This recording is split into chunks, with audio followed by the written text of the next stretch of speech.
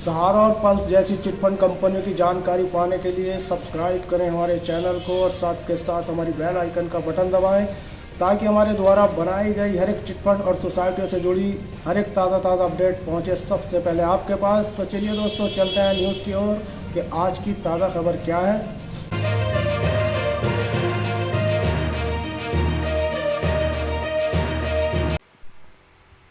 धीरेन्द्र कुमार द्वारा economic times द्वारा प्रकाशित। पीएसीएल मामला सहारा 2.0 जैसा लग रहा है। Dhirendra Kumar, CEO, value research. क्या दिल्ली की तिहाड़ जेल के अधिकारियों के लिए एक और कॉन्फ्रेंस रूम की व्यवस्था शुरू करने का समय आ गया है? सहारा 2.0 के सभी पहलुओं से जुड़े एक मामले में भारतीय प्रतिभूति और विनिमय बोर्ड, सेबी, ने पंजाब की एक कंपनी पल एग्रोटेक को 3 महीने के भीतर निवेशकों के 49,100 करोड़ रुपए लौटाने और फिर अपना कारोबार समेटने का आदेश दिया है। बेशक, अगर पल के मालिक निर्मल सिंह भंगू भी सहारा मालिक की तरह समय की बर्बादी करने वाले निकले, तो इस स्थिति में आने में कई साल लग सकते हैं। सेबी द्वारा पल को अपना कारोबार समेटने के आदेश को अब तक 16 साल बीत चुके हैं। ये सब कुछ सुप्रीम कोर्ट तक जाने वाले एक मामले और इसी महीने सेबी अधिनियम में एक बड़े संशोधन के बाद ही संभव हो पाया है। अब देखना ये है कि भंगू क्या करते हैं। हालांकि, ये कहना जरूरी है कि सहारा और पल बहुत अलग तरह के व्यवसाय हैं। सहारा को व्यापक रूप से एक मनी लॉन्ड्रिंग सिस्टम माना जाता है, जहां राजनेता और अन्य लोग लाखों नकली खुदरा निवेशकों के नाम पर अपना पैसा जमा करते हैं। इसके कारोबार का एक हिस्सा वास्तविक निवेशकों द्वारा जमा करना था, है। सहारा के मामले में सेबी का तर्क ये रहा है कि ज्यादातर या यहाँ तक कि कोई भी निवेशक वास्तव में मौजूद नहीं था। पल का मामला अलग है। यह एक क्लासिक पूंजी स्कीम है जहां लाखों निवेशक स्पष्ट रूप से मौजूद हैं, और उन्होंने वास्तव में भारी मात्रा में पैसा लगाया है। पल ने खुद को एक रियल एस्टेट डेवलपमेंट कंपनी बताकर सेबी के दायरे से बाहर रखा। इसका दावा था कि निवेशक एक छोटी सी अग्रिम राशि देकर कृषि भूमि खरीद सकते हैं। कुछ साल बाद, वे या तो जमीन ले सकते थे या, अगर वे जमीन नहीं चाहते थे, तो वैकल्पिक रूप से एक बड़ी राशि ले सकते थे, जो 20% या उससे अधिक की दर से बढ़ती। मूलतः, यह एक जमा योजना थी जो पारंपरिक पूंजी योजना के अनुसार, नए जमाओं से पुराने निवेशकों को भुगतान कर रही थी। हालांकि, इसे बेलआउट विकल्प के साथ भूमि बिक्री के रूप में प्रच्छन्न किया गया था।